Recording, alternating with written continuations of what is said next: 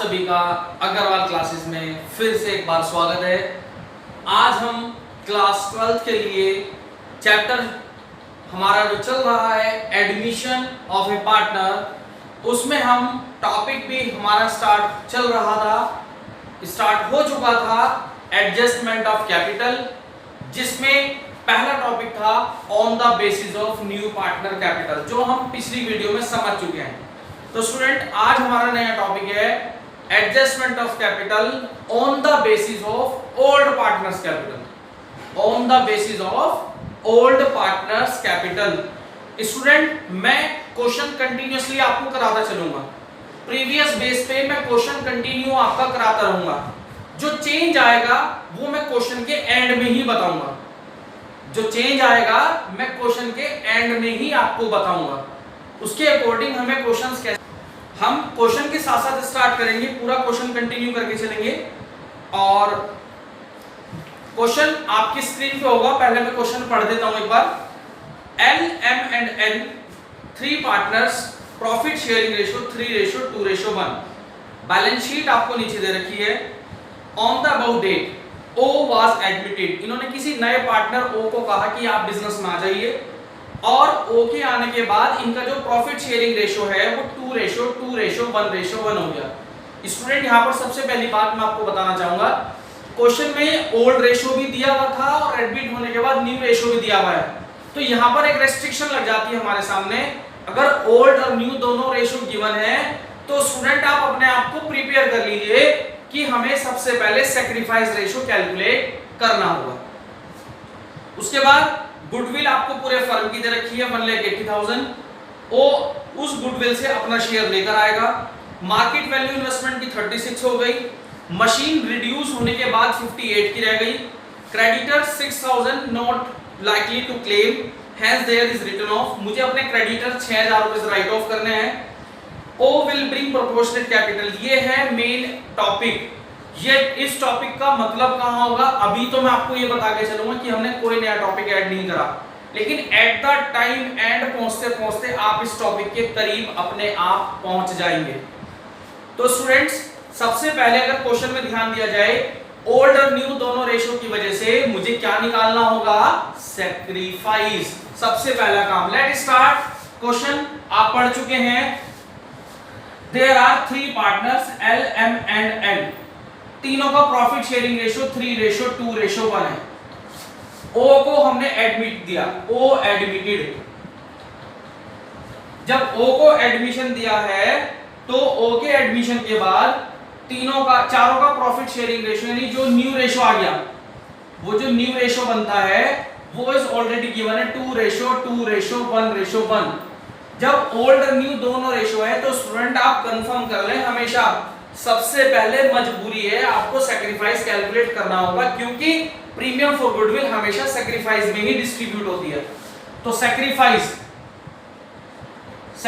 Ratio कैसे निकलता है? सैक्रिफाइस रेशियो निकलता है student old ratio minus new ratio. Old ratio minus new ratio. सबसे पहले मैं L का सैक्रिफाइस निकालता हूं। L ने कितना सैक्रिफाइस किया? Old ratio minus new ratio. Old कितना था? 3/3 + 2 5 + 1 यानी 6 माइनस 2/2 + 2 4 + 1 5 + 1 6 यानी 1/6 आ गया। L के बाद M ने कितना सैक्रिफाइस किया? ओल्ड है 2/6 माइनस न्यू है 2/6 तो 0 आ गया। N ने कितना सैक्रिफाइस किया? ओल्ड है 1/6, न्यू है 1/6, दैट मींस 0।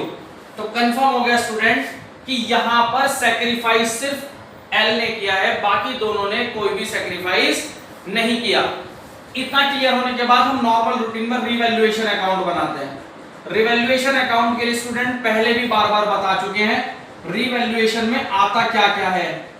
जब हमारी एसेट्स और लायबिलिटी में चेंज हो जाए, जब हमारी एसेट्स और लायबिलिटी में चेंज हो जाए, यानी हमारी एसेट्स और लायबिलिटी की वैल्यू इंक्रीज या डिक्रीज हो जाए, वो जितने से इंक्रीज या डिक्रीज हुई है, आइदर मतलब इंक्रीज या डिक्रीज दोनों ही हो चुकी हैं, उनमें से जो भी कुछ चेंज आया है वो यहाँ पर वैल्यू आएगी। लॉजिक अगर पता है तो मैं आपको बता चुका, लेकिन तो याद रखने का तरीका क्या है, एसेट्स माइनस लायबिलिटी प्लस, और इधर एसेट्स प्लस और लायबिलिटी माइनस। ऐसे याद रख लो स्टूडेंट। क्वेश्चन के अकॉर्डिंग इन्वेस्टमेंट 36 का हो गया। ऊपर अगर हम क्वेश्चन देखें इन्वेस्टमेंट पहले 60 का था, आज 34 का हो गया। तो अगर देखा जाए तो 14,000 से नहीं 24,000 से हमारे इन्वेस्टमेंट की वैल्यू डिक्रीज हो गई, यानी 24,000 से एसेट्स मेरी घट गई है। घट गई है तो डेबिट में आएगी, अभी मैंने आपको बताई। To investment 24,000। उसके बाद मार्केट वैल्यू 58,000 तक रिड्यूस करनी है। ऊपर देखते हैं मशीन 70 की थी, 58 तक रिड्यूस करनी है, तो कितने से रिड्यूस करनी होगी? 12,000 से। 12,000 से मेरी मशीन की वैल्यू घट जाएगी, और 12,000 से अगर मेरी मशीन की वैल्यू घटी है तो यानी मेरी एसेट्स घटी है, एसेट्स घटी है तो डेबिट में आएगी। एक क्रेडिटर थे 6,000 रुपए के, यानी कंफर्म था कि मेरे पास कोई लायबिलिटी थी जो मुझे किसी थर्ड पर्सन को पे करनी थी, लेकिन अब पता लगे कि मुझे वो लायबिलिटी पेड आउट नहीं करनी है, मुझे किसी को 6,000 रुपीस पे करने थे, अब नहीं करने, यानी मेरी लायबिलिटी घट रही है, मेरी लायबिलिटी रिड्यूस हो रही है, और लायबिलिटी अगर घट रही है तो मुझे प्रॉफिट होगा। प्रॉफिट क्रेडिट में आएगा बाई क्रेडिटर्स। बाई क्रेडिटर्स कितने का प्रॉफिट हुआ? 6,000 रुपए का। एसेट्स और लायबिलिटी से रिलेटेड और कोई ट्रांजैक्शन नहीं है। टोटल लगाऊंगा, सबसे पहले टोटल लगाऊंगा 24 प्लस 12 36,000, 36,000, 36 माइनस 6 30,000 का लॉस आ गया। By loss transfer to capital account, वो सारा का सारा लॉस कहां ट्रांसफर कर दिया जाएगा? कैपिटल अकाउंट में। और ये लॉस 3 जनों में डिवाइड होना है, एल, एम और N. L's capital, M's capital और एन्स कैपिटल। रेशियो हमेशा ओल्ड वाला होता है, 3 + 2 + 1। तो डिवाइड करते हैं, 3 और 2 5 और 6 15 10 एंड 5। कंप्लीट हो गया रिवैल्यूएशन की। पहला पॉइंट ओल्ड और न्यू की वजह से मुझे क्या निकालना पड़ा स्टूडेंट? गेन और सैक्रिफाइस निकालना पड़ा। उसके बाद एसेट्स और लायबिलिटी में चेंज होने की वजह से क्या बनाना पड़ा? Revaluation account. अब बात करते हैं पार्टनर्स कैपिटल की। पार्टनर्स कैपिटल की बात करते हैं तो एल, एम, एन और ओ। एल, एम, एन और ओ। देखो जी, पार्टनर्स कैपिटल की अगर हम बात ध्यान दें तो पार्टनर्स कैपिटल में सबसे पहले बेसिक चीजें याद रखनी है। सबसे पहले पार्टनर्स के बैलेंस, सबसे पहले पार्टनर के बैलेंस जो आपको लायबिलिटी साइड में दिए हुए हैं। लायबिलिटी साइड में अगर आप देखें तो 120, 80 एंड 40। 120 पहले वाले की, 80 एंड 40। 120, 80 एंड। उसके बाद क्वेश्चन में लायबिलिटी साइड में रिजर्व दिया हुआ है, जो पार्टनर के पास चीजें जाती हैं वो आपको तुरंत डिस्ट्रीब्यूट करके चलनी है। रिजर्व 42 का है, 3:2:1 में डिवाइड होगा। 21, 14 और 7। उसके बाद आप लोगों ने रिवैल्यूएशन से लॉस आया तो वो इधर आएगा। रिवैल्यूएशन के क्रेडिट में था तो उसके डेबिट में आएगा। रिवैल्यूएशन से जो लॉस आया था 15,000, 10,000 एंड 5,000। उसके बाद क्वेश्चन में देखा जाए तो ना तो कोई ट्रांजैक्शन दी गई है, ना कोई एसेट्स है, ना कोई गुडविल है। गुडविल है जी, गुडविल प्रीमियम फॉर गुडविल जाएगी। याद रखना, मेरी इस बात को कभी मत भूलना। क्वेश्चन में गुडविल जो दे रखी है 180 पूरे फर्म की दे रखी है। 180 गुडविल पूरे फर्म की है। याद रखना, नया पार्टनर कभी भी पूरे फर्म की गुडविल नहीं लेके आता, अपना शेयर लेकर आता है। नया पार्टनर हमेशा, अगर आपको पूरे फर्म की गुडविल दे भी रखी है तो आप अपने आप को इंश्योर कर लें कि आने वाला पार्टनर कभी भी, आने वाला जो कमिंग पार्टनर है वो कभी भी पूरे फर्म की गुडविल नहीं लेकर आता, वो अपना शेयर लेकर आता है। और आने वाले का शेयर 1/6 यानी 30,000 बैठता है, और ये 30,000 प्रीमियम फॉर गुडविल उसको मिलती है जिसने सैक्रिफाइस किया। और अगर आपको याद हो तो सैक्रिफाइस सिर्फ एल ने किया था, तो ये 30 के 30 मिलेंगे भी किसको? एल को ही मिलेंगे।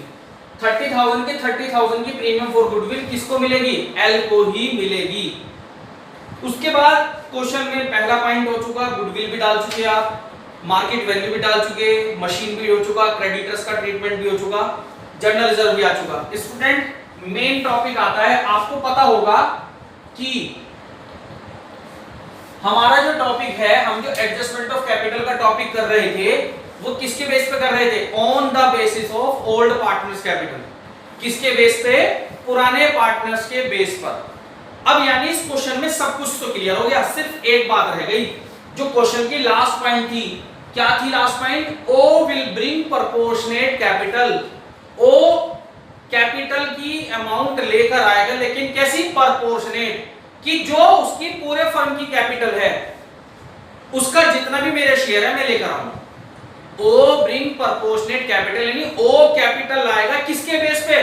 जो एट प्रेजेंट बिजनेस में काम कर रहे हैं उनके अकॉर्डिंग जो हमारे पूरे फर्म की कैपिटल होनी चाहिए उसके बेस पे वो नई कैपिटल लेकर आएगा। तो स्टूडेंट बस अब हमारा मेन फोकस यहीं से है। ये तो मैंने पुराना काम पढ़ा, न्यू रेशो, सैक्रिफाइस सब कुछ जानते हो, रिवैल्यूएशन आप पहले सीख चुके हो। रिवैल्यूएशन के बाद पार्टनर्स कैपिटल में बैलेंस आपको पता है, रिजर्व जाता है, प्रीमियम फॉर गुडविल जाती है, लॉस आया तो उधर चला गया। लेकिन जो कैश आएगा, जो नया पार्टनर है जो कैपिटल लेकर आया, आपको वो अमाउंट नहीं पता। अब उसका प्रोसेस समझ लीजिए कैसे निकलेगी, वो प्रोसेस आपको बस वही समझना है। बाकी क्वेश्चन बहुत आसान है, आप कहोगे सर 5 मिनट में तैयार है। सबसे मेन बात, सबसे पहले बात, आप अगर ये मान के चलें कि हमारी फर्म का टोटल प्रॉफिट 1 रुपया है, मैं मान के चलता हूं लेट टोटल प्रॉफिट 1। जब भी आप प्रॉफिट को 1 करेंगे तो याद रखना उसमें जो 3 पार्टनर थे वो तो ऐड होते ही हैं। इसमें हम ये जो प्रॉफिट लेट करा, ये हम पूरी फर्म के लिए लेट करके चलते हैं। हम ये प्रॉफिट पूरी फर्म के लिए लेट करके चलते हैं। तो पूरी फर्म के लिए का मतलब एल एम एन पुराने पार्टनर प्लस ओ नया पार्टनर। उसके बाद मैं निकालता हूं बैलेंस प्रॉफिट। बैलेंस प्रॉफिट का मतलब बताया था 1 में से माइनस करेंगे हम आने वाले पार्टनर का शेयर। तो ये जो 5/6 बचेगा, सोच के बताओ, जब चारों का प्रॉफिट था 1, चारों में से मैंने चौथे पार्टनर का माइनस कर दिया, इसका मतलब ये 5/6 किसका बचा? एल एम और एन का बचा। क्लियर है? क्योंकि ओ का तो मुझे कुछ भी अब तक नहीं पता, ओ के बारे में कितनी कैपिटल है मुझे अब तक नहीं पता। तीसरी चीज है, अब आप यहां पर करेंगे total capital of L plus M plus N, यानी जो पार्टनर एट प्रेजेंट बिजनेस में है उन सबकी कितनी कैपिटल है मुझे सबको एक साथ प्लस करनी है। वो सारी कैपिटल मुझे एक साथ प्लस करके चलनी है। एल, ये रहा एल स्टूडेंट, सारा ऐड करेंगे 120, 21, 30, 80, 14,000, 40 और 7,000। लेकिन जब आप प्लस करके चलेंगे एल एम एन तीनों की, तो जितनी फिगर डेबिट में आई है तीनों के यहाँ वो माइनस भी की जाएगी। 120, 21,000, 30,000, 80,000, 14,000, 40,000, 7,000, माइनस कर देंगे तीनों फिगर, -15, 120, 21, 30, 80, 14, 47, -15, -10 और -5, ये आ गया 282। टोटल आ जाता है 2,82,000। क्वेश्चन कंप्लीट होने वाला है स्टूडेंट। इतनी करने के बाद आप निकालेंगे total capital of firm. At present जितने पार्टनर थे उनके द्वारा बिजनेस में टोटल जो कैपिटल इन्वेस्टेड है वो है 2,82,000। अब मुझे इसकी हेल्प से पूरे फर्म की निकालनी है। पूरे फर्म की निकालने के लिए ये कैपिटल तीनों की है, तो इन तीनों के शेयर के रेसिप्रोकल से मल्टीप्लाई कर दो। यानी अगर कोई आदमी 1/2 शेयर के लिए 50,000 ला रहा है तो पूरे शेयर के लिए कितना ला रहा होगा? 1/2 का रिवर्स कर दो, 2/1 करेंगे तो पता लग जाएगा पूरी फर्म के लिए कितनी होगी। इसका मतलब 5/6 पोर्शन के लिए इन्होंने 2,82,000 लगा रखे हैं, तो पूरे फर्म की कैपिटल कितनी हो जाएगी? 6/5 हो जाएगी, इंटू 6/5। तो टोटल इसका मतलब 338400 हमारी पूरे फर्म की कैपिटल है। पूरे फर्म का मतलब एल एम एन वो तो थे ही, प्लस चौथा पार्टनर भी इसमें ऐड है।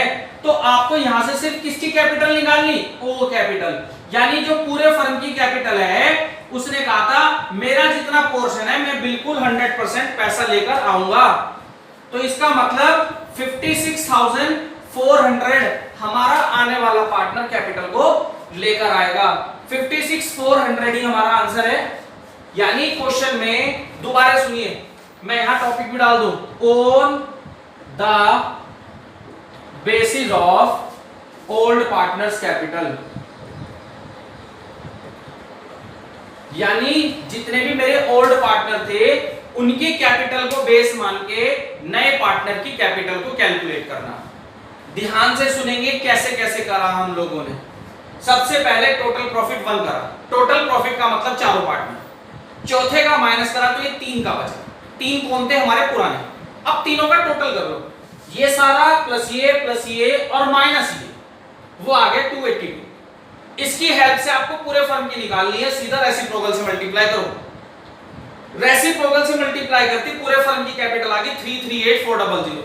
अब नया पार्टनर पूरे फर्म में से कितना शेयर लेकर आएगा? अपना शेयर लेकर आएगा 1/6। इसका मतलब जो नया पार्टनर है वो 56,400 पैसा लेकर आएगा, तो बाय कैश 56,400।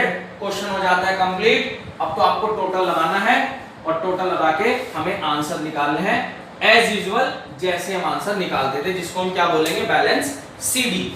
टोटल कर लेते हैं 120 + 21 + 30, टोटल आएगा 171। 171 में से माइनस करूंगा 15,000 तो ये बचे 156।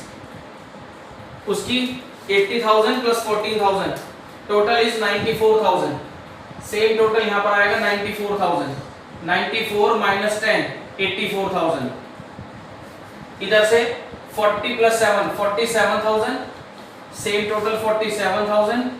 5 माइनस करूंगा 42,000 और उसकी 56,400 तो आंसर भी यही बचेगा 56,400। ये बन गया हमारा पार्टनर्स कैपिटल। ये क्या बना? हमारा पार्टनर्स कैपिटल। अब स्टूडेंट हम कैश अकाउंट और बैलेंस शीट भी समझ लेते हैं। कैश अकाउंट और बैलेंस शीट भी समझना हमारा काम है। हम यहाँ पर बना देते हैं ऊपर, क्योंकि ये तो आपको पता ही है कैसे कैसे बनता था, इसमें तो कोई डाउट आपको है ही नहीं।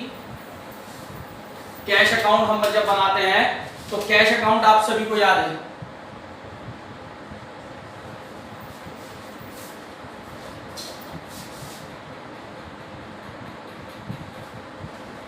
कैश अकाउंट की बात करें तो कैश अकाउंट में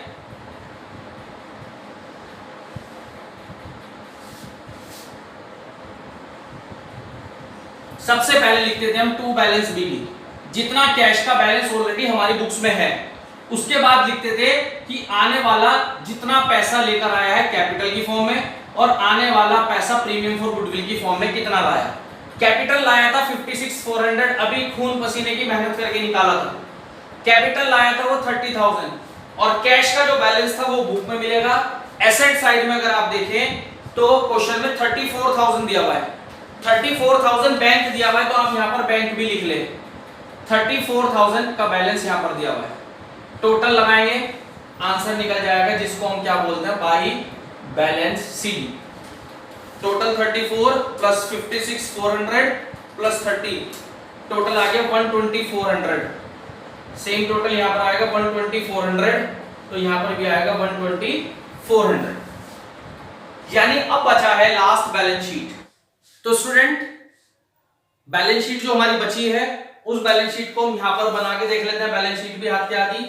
बैलेंस शीट में एक तरफ तो होती है लायबिलिटीज और एक तरफ होती है हमारी एसेट्स। बैलेंस शीट बनाना बहुत आसान होता है क्योंकि सब कुछ क्वेश्चन पे डिपेंड होता है। क्वेश्चन के अकॉर्डिंग सबसे पहले आपको क्रेडिटर्स दिए हुए हैं तो आप भी क्रेडिटर्स ही लिखेंगे, लेकिन ये ध्यान रखना है कि क्रेडिटर्स में कोई चेंज तो नहीं हुआ। क्रेडिटर्स 168 के थे, चेंज हुआ था, हमारे क्रेडिटर 6,000 रुपए से घट गए थे, तो 168 में से 6,000 माइनस करूंगा तो मेरे क्रेडिटर्स कितने के बचेंगे? 162 के बचेंगे। उसके बाद दिया हुआ general reserve. General reserve already distribute हो चुका, नहीं आएगा।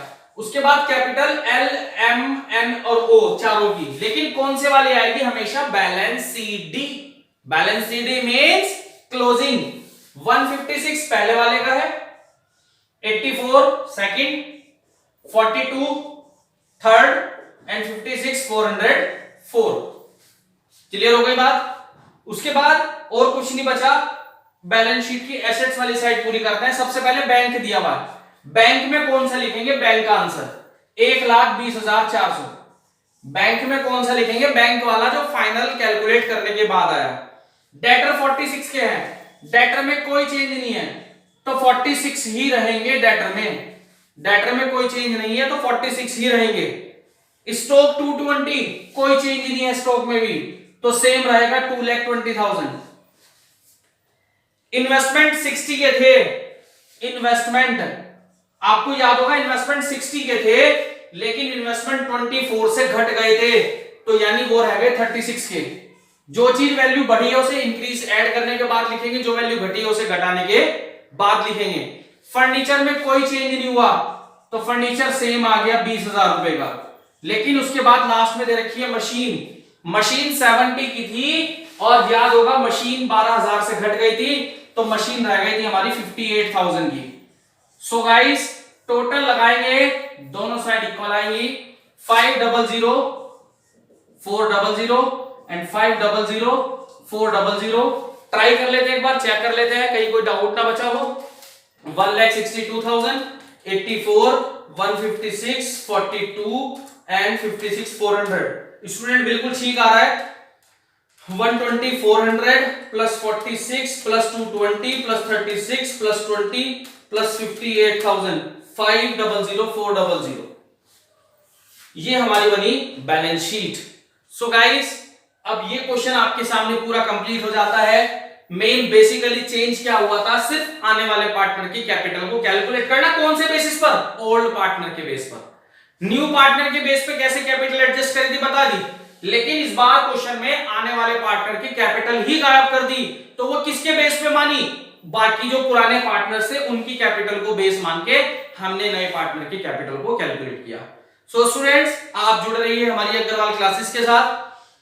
मेरी अपडेट को सबसे पहले लेने के लिए चैनल को सब्सक्राइब करते रहिए, एंजॉय करते रहिए, अपने डाउट्स को क्लियर करते रहिए। मैं प्रॉस्पर आप लोगों के साथ हूं।